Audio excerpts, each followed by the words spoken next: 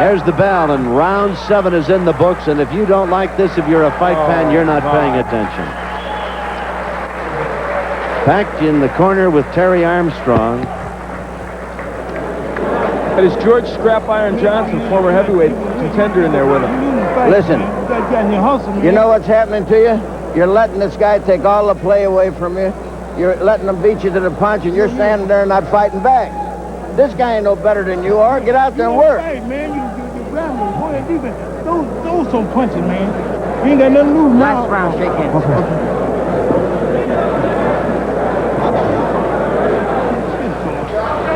Terry Armstrong did have a few moments in that last round, not many, but there was the good right hand, the uppercut late in the round against Cecil Coffey, but it was a Coffey round. Make no mistake about that. He landed body shots, just everything, just about he wanted to throw.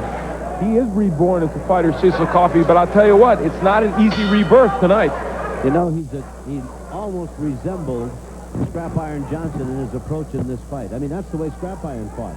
Yeah, you talking about Terry Armstrong? Yes. Armstrong comes out, and Scrap Iron's last admonition to him was, hey, you got nothing to lose. Go throw those punches. So they seem to think that he's behind on points. It'll be an interesting fight for the judges to score. Armstrong throwing a lot of punches inside. Blood coming from the nose of Coffey. Keeps banging away. Nails Armstrong with a right. Working to the body now. And they both fall into a clinch. Maybe Pearl shoves the two big guys apart. Solid right hands by Armstrong, and he's got Coffey in trouble. Oh, man. Who would have thought Terry Armstrong could come back like this? But he has. He has got Cecil Coffey in trouble. No question about it. Well, the words of Scrap Iron Johnson ringing in his ears. Man, go throw some punches. You got nothing to lose. Oh, and this is the last round, and Terry Armstrong says, I'm going after it. What kept Coffey up during that exchange? Well, how about a chin of granite, for one thing? Can you imagine not having fought since September of '86, and here we are, almost June of '87? And that was his only fight since October of 1984, Cecil Coffey. Now, here's a good break for Cecil Coffey, I think, right now. His glove the tape is on his glove. I don't think it's bad for him to get a rest because he had been hurt a little bit by Terry Armstrong, even though he was coming back against Armstrong. Well, I'll tell you, both men could stand a slight breather, and here they come. Yeah. They come out almost rubber-legged against each other. Right hand by Armstrong. Well, Terry Armstrong, I think, is pulling out this round so far in any case, obviously. And the question is, could it be enough if he were to win this round?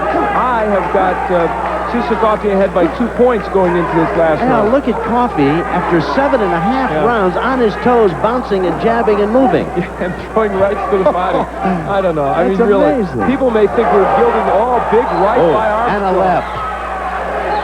People may think that we're overpraising these two fighters, but I don't. I just think this is an extraordinary effort, the kind that you see only once in a while. Again, the uppercut by Armstrong, and his has been almost as good as Coffey's in this fight. Right hand by Armstrong. Can't hardly discourage Coffey, just keeps walking in. We've still got heavyweight Orland Norris to show you tonight, the young guy out of San Diego. You saw his brother earlier. I don't know how he and Gary Lightborn are going to follow this act. This is kind of like being a headline performer in a showroom here and following an unknown comic who just destroys the crowd. No way. Round 8 coming to a close, and I tell you, these two deserve the applause of the crowd here at the Showboat, if any two ever did. What a battle they put on. Both of them, bone weary, have to be. There's the bell. I tell you see fighters do that, but I've got to believe these two guys meant it. They have great respect and admiration for each other. Those are two tough cookies. A superb performance by both these men. Most of the crowd here, a lot of it on its feet. And applauding. What a magnificent heavyweight fight. That's Armstrong.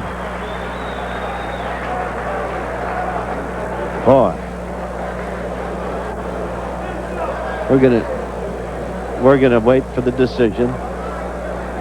Terry Armstrong gave that man, Cecil Coffey, all he could handle in the last round. Coffey coming forward. Armstrong fakes and uses the right hand. Then he's going to come with the left hook. Terry Armstrong, as you look at him, a much better fighter than that 4-4 record would indicate, and he gets more response from this crowd as he walks around, and deservedly so. An excellent performance by him, win, lose, or draw. Magnificent. I tell you, these two guys hammered each other. Boy, that is something. Can you imagine how bone-tired that kid must be, huh? Chuck Hall's got the decision. Here he is. Ladies and gentlemen, here is the decision of the judges. We have a unanimous decision. Judge Chuck Giampa scores 78-75. Judge Bill Graham scores 78-74.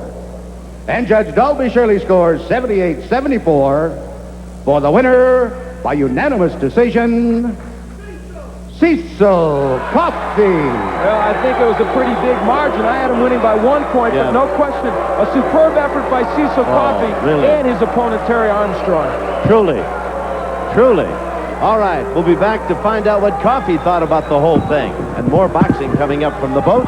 But first, we'll pause for this. That was a superb effort. You both fought extremely well, and every time it looked like he had you in trouble, you came back with jabs, good combinations. Were you happy with your effort even in the loss? Yes, I was happy. I need a little bit more time to get ready because I've been training with Pinklin Thomas, and I've only been going like 1 or 2 rounds. And that's not enough to come into an 8-round fight, you know. But I feel like it should at least been a draw.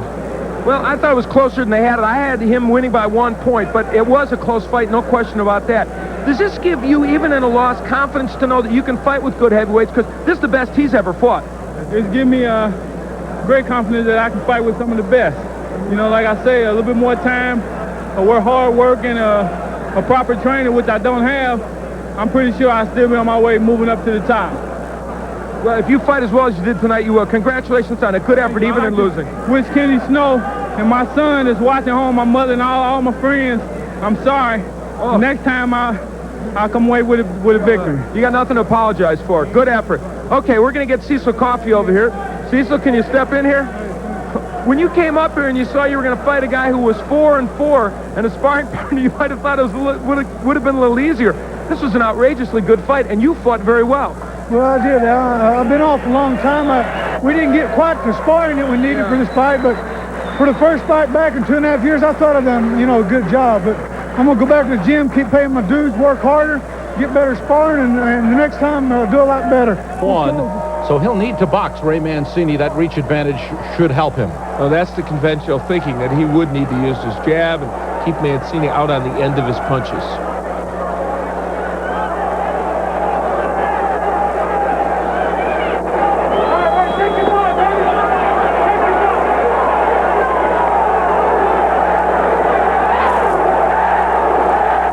And the chance already going up. This time, some in the background, the chance of Peru.